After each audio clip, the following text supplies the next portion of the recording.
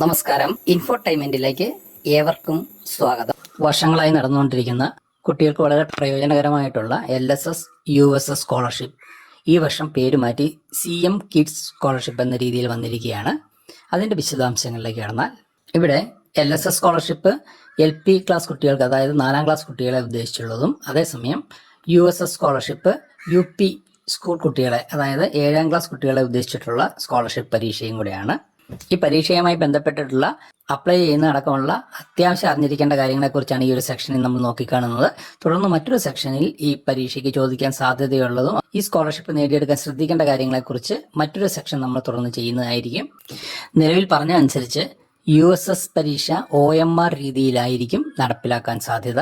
പരീക്ഷ ഏതാണ്ട് ഫെബ്രുവരി അവസാനം, ഫെബ്രുവരി 26 കൂടിയായിരിക്കും നടക്കുക. കേരളത്തിലെ പൊതുവിദ്യാലയങ്ങളിൽ ഈ വർഷം 4ാം ക്ലാസ്സിൽ പഠിക്കുന്ന കുട്ടികൾക്കാണ് LSS പരീക്ഷയ്ക്ക് പങ്കെടുക്കാൻ കഴിയുക. മലയാളം, ഇംഗ്ലീഷ്, ഗണിതം, അതുപോലെ തന്നെ എൻവയോൺമെന്റ് സ്റ്റഡീസ് തുടങ്ങിയ വിഷയങ്ങളിൽ 2ാം ടേം പരീക്ഷയിൽ A ഗ്രേഡ് നേടിയിട്ടുള്ള കുട്ടികൾക്കാണ് ഈ സ്കോളർഷിപ്പിന് അപേക്ഷിക്കാൻ സാധിക്കുക. A ഗ്രേഡ് കിട്ടാത്ത കുട്ടികൾക്ക് ഏതെങ്കിലും ഒന്നിൽ B ഗ്രേഡ് ആണെങ്കിൽ പോലും സബ് ജില്ലാ മേളകളിൽ പങ്കെടുത്ത് മികവ് തെളിയിച്ചിട്ടുണ്ടെങ്കിൽ അവർക്കും അപേക്ഷിക്കാൻ സാധിക്കുന്നതായിരിക്കും.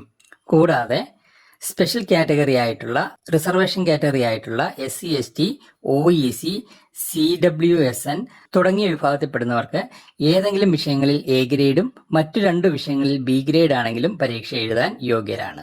ഇവിടെ പരീക്ഷയ്ക്കുള്ള യോഗ്യത എന്ന് പറഞ്ഞു കഴിഞ്ഞാൽ 4ാം ക്ലാസ്സിലെ മലയാളം, ഇംഗ്ലീഷ്, ഗണിതം, പരിസര പഠനം എന്ന വിഷയത്തിൽ 2ാം ടേമിൽ A ഗ്രേഡ് നേടിയിരിക്കുക എന്നുള്ളതാണ്.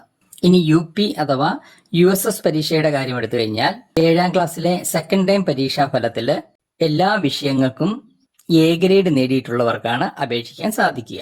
ഭാഷാ വിഷയങ്ങളിൽ 2 പേപ്പറുകൾക്ക് A ഗ്രേഡും 1ന് B ഗ്രേഡും, അതുപോലെ തന്നെ സയൻസിന് 1 A ഗ്രേഡും 1ന് B ഗ്രേഡും ലഭിച്ചവർക്ക് പങ്കെടുക്കാം.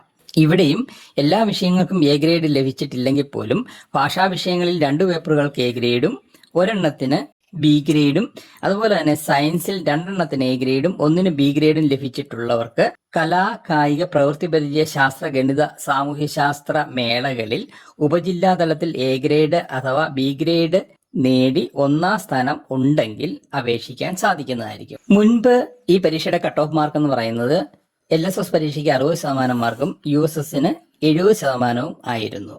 എന്നാൽ ഇതിനൊരു വ്യത്യാസം വന്നിട്ടുണ്ട്. നിശ്ചിത കട്ട് ഓഫ് മാർക്കിന്റെ അടിസ്ഥാനത്തിൽ സ്കോളർഷിപ്പിന് അർഹരായവരെ തെരഞ്ഞെടുക്കും.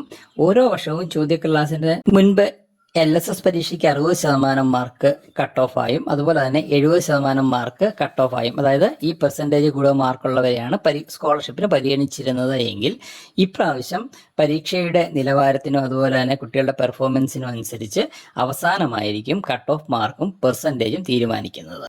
അപ്പോൾ ഇവിടെ ശ്രദ്ധിക്കേണ്ട ഒരു കാര്യം, ഇതിന് അപ്ലൈ ചെയ്യുവാൻ നേറ്റീവ്സ് ഓഫ് കേരള ആയിരിക്കണം, കേരളത്തിൽ താമസിക്കുന്നവരായിരിക്കണം, അതുപോലെ തന്നെ പൊതുവിദ്യാലയത്തിൽ പഠിക്കുന്ന കുട്ടികളായിരിക്കണം. CM കിഡ്സ് സ്കോളർഷിപ്പ് എന്ന പേരിൽ അറിയപ്പെടുന്ന LSS USS പരീക്ഷയ്ക്ക് നല്ലൊരു സ്കോളർഷിപ്പ്, നല്ല വിജയം നേടുന്ന കുട്ടികൾക്കുണ്ടാവും എന്ന് തന്നെയാണ് അറിയാൻ കഴിയുന്നത്, അല്ലെങ്കിൽ പ്രതീക്ഷിക്കുന്നത്. അതുകൊണ്ട് ഈ പരീക്ഷയ്ക്ക് അപ്ലൈ ചെയ്യാനുള്ള സമയം ജനുവരി 15 തീയതി വരെയാണ്. അപ്ലൈ ചെയ്യുന്നതിന് ഫീസ് ഒന്നും തന്നെ ഇല്ല. അപ്ലൈ ചെയ്യുന്നത് സ്കൂൾ മേധാവി മുഖേനയാണ്, അതായത് ഹെഡ് മാസ്റ്റർ മുഖേനയാണ് അപ്ലൈ ചെയ്യേണ്ടത്. വെറുതെ കിട്ടുന്ന ഒരു അവസരമാണ്, അത് നഷ്ടപ്പെടുത്താതെ കഴിയുന്ന എല്ലാവരും തന്നെ ഈ ഒരു സ്കോളർഷിപ്പിന് വേണ്ടിയിട്ട് അപ്ലൈ ചെയ്യുക. സ്കൂളിലെ HM മുഖേനയാണ് ഇതിന് അപ്ലൈ ചെയ്യേണ്ടത്. എല്ലാവരും അപ്ലൈ ചെയ്യുക. തുടർന്നുള്ള സെഷനുകളിൽ, വീഡിയോ സെഷനുകളിൽ നമുക്ക് 4ത്തിലെയും അതുപോലെ തന്നെ 7ത്തിലെയും പരീക്ഷയുടെ സിലബസും അതുപോലെ തന്നെ ചോദിക്കാൻ സാധ്യതയുള്ള ചോദ്യങ്ങളും നമുക്ക് ഡിസ്കസ് ചെയ്യാം. അപ്പോൾ എല്ലാവർക്കും നല്ലൊരു എക്സാം ഉണ്ടാവട്ടെ, നല്ലൊരു പഠനം ഉണ്ടാവട്ടെ എന്ന് ആശംസിച്ചുകൊണ്ട് മറ്റൊരു വീഡിയോയുമായി വീണ്ടും കാണുന്നവരെ നന്ദി, നമസ്കാരം.